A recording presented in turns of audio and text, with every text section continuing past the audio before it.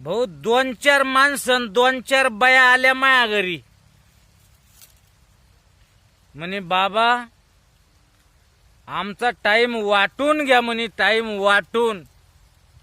काय झालं म्हणलं बाबा, टाइम वाटून घ्यायचो ग एवढं तुम्हाला? मग जर ध्यान आलं म्हणल्यावर बा मी मायाकडे आले, मी काहीतरी करू शकतो, सांगा काय झालं, काय दुःख आहे? म्हणजे बाबा घरचे लोक लय परेशान आहे. काय झालं बा परेशानीचं कारण? कोणी म्हणे बा आम्ही लेकरायनं लय परेशान आहे. बया म्हणे बाबा आम्ही नवऱ्याकून लय परेशान आहे. अरे बाबा तुम्ही परेशानी काय असं सांगा. ते म्हणे तुम्ही जी जाहिरात दिली होती ना, म्हणे जाहिरात पॅम्पलेट वाटले होते ना व्यसनमुक्ती केंद्राचे. म्हणलं हो, आपण व्यसनमुक्ती केंद्र चालवतो, आपल्यावालं पर्सनल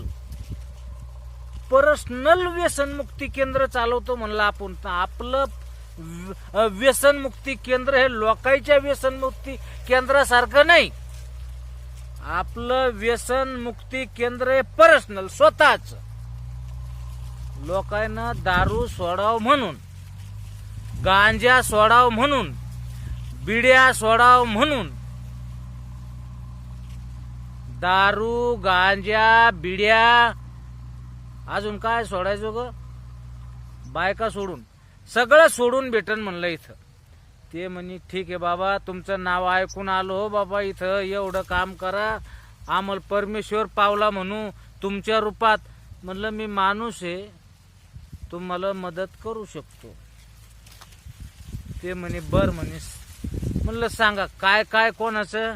ते म्हणे आपा हे आमचे मालक, बाई म्हणे मालक इतक्या बिड्या चिलमी फुकतेत की त्याचा लगे हृदय खराब होतून जायचा येळ आलाय म्हणे.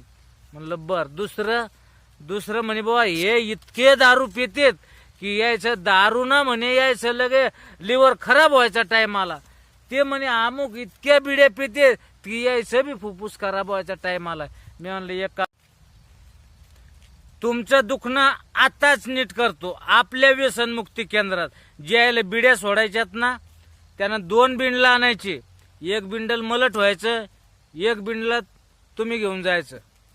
ज्याला गांजा सोडायचा आहे ना 1 पुडी मलट व्हायची, 1 पुडीत औषध टाकून देतो. ज्याला दारू सोडायची ना त्यांना 2 पवे आणायचे, 1 पव मलट व्हायचं, दुसऱ्या पव्यात औषध टाकून